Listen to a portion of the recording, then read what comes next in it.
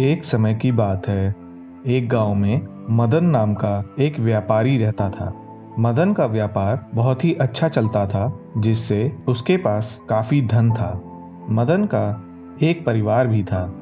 एक दिन मदन ने देखा कि उसके पड़ोसी के पास कुछ सोने के आभूषण थे।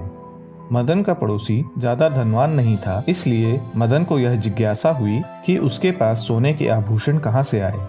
मदन के पड़ोसी ने बताया कि वह अपनी जीवन की जमा पूंजी के बदले यह सोने के आभूषण खरीद लाया है, क्योंकि सोने की कीमत दिन पर दिन बढ़ती ही रहती है, जिसके चलते कुछ समय बाद उसके पास पहले से भी अधिक धन होगा।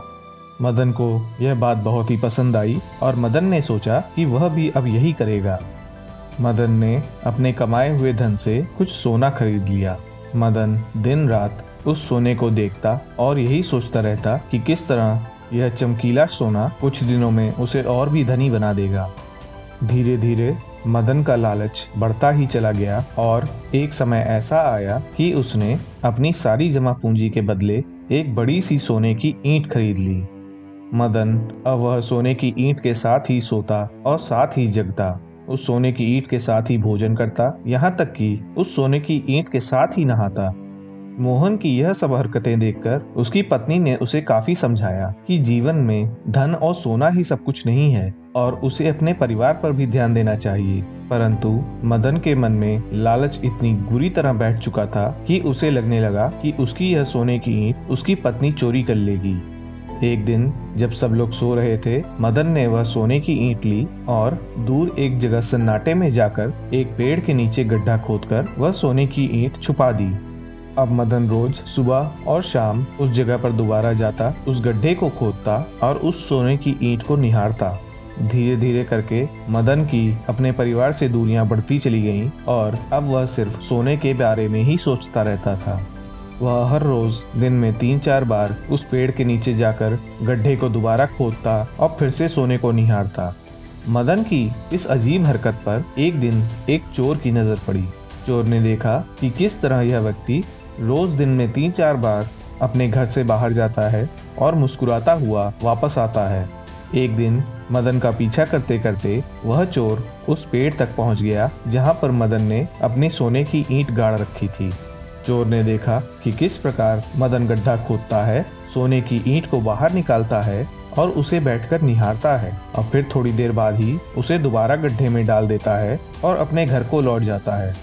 फिर क्या था, जैसे ही मदन सोने की ईंट गड्ढे में वापस डालकर घर गया, इस चोर ने बड़ी ही आसानी से उस गड्ढे को दोबारा खोदकर मदन की वह सोने की ईंट चुरा ली।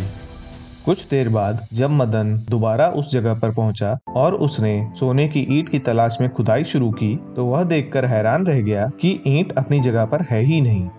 मदन घबरा गया और उसने अपनी घबराहट में कई जगह गड्ढे खोद डाले, परंतु उसे सोने की ईंट कहीं भी नहीं मिली।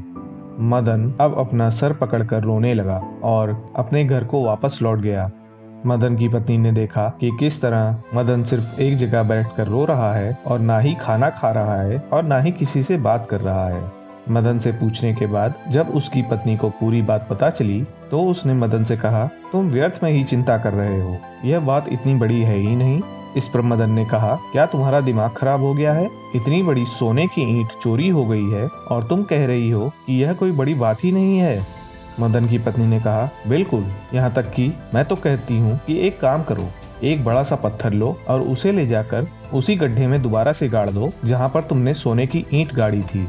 मदन ने हैरान होकर अपनी पत्नी से कहा, क्या एक पत्थर? क्या तुम्हें लगता है कि एक सोने की ईंट की कीमत और एक पत्थर की कीमत बराबर है? इस पर मदन की पत्नी ने कहा, जब तुम उस सोने का कोई इस्तेमाल कर ही नहीं रहे थे, तुम सिर्फ उसे जाकर निहार रहे थे और दोबारा गाड़ दे रहे थे, तो तुम्हारे लिए वह सोना और ये पत्थर दोनों बराबर ही तो हुए। तो जिस तरह तुम रोज उस सोने की ईंट को निहारते थे, उसी तरह जाकर अब इस पत्थर को निहार लिया करना और यह सोच लेना कि यह पत्थर नहीं है, सोना है। जिस वस्तु का तुमने कभी इस्तेमाल ही नहीं किया, यहाँ तक कि हमें घर की जरूरत पड़ने पर भी तुमने उस सोने की ईंट को बेचा नहीं, तो वह तो बेकार ही हुई ना। आगे भी चलकर तुम उसका इस्तेमाल करते ही नहीं, तो तुम्हारे लिए सोने और पत्थर में अंतर क्या हुआ? अपनी पत्नी के मुंह से यह बातें सुनकर मदन को अपनी गलती का एहसास हुआ। मदन को समझ में आया कि वह कितनी बड़ी बेवकूफ़ी कर रहा था। अपनी लालच में आकर वह इस चमकीले सोने के पीछे अपना असली धन, जो कि उसका परिवार था, उसके बारे में सोच ही नहीं रहा था। अपनी गलती का एहसास होने के बाद मदन ने अपने परिवार से माफ़ी मांगी और दोबारा से पहले की तरह मेहनत करने में और अपने परिवार का ध्यान रखने में व्यस्त हो गया। इस कहानी से हमें यह शिक्षा मिलती है कि लालच चाहे किसी भी चीज़ का हो, वह कतई अच्छा नहीं है।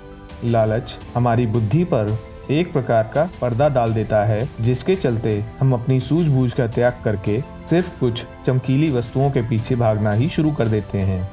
जीवन में धन कमाने के कई मौके मिलते हैं, परंतु आपका परिवार और आपके प्रियजन अमूल्य हैं। इसलिए अपने कर्म के साथ साथ अपने प्रियजनों का भी ध्यान रखें।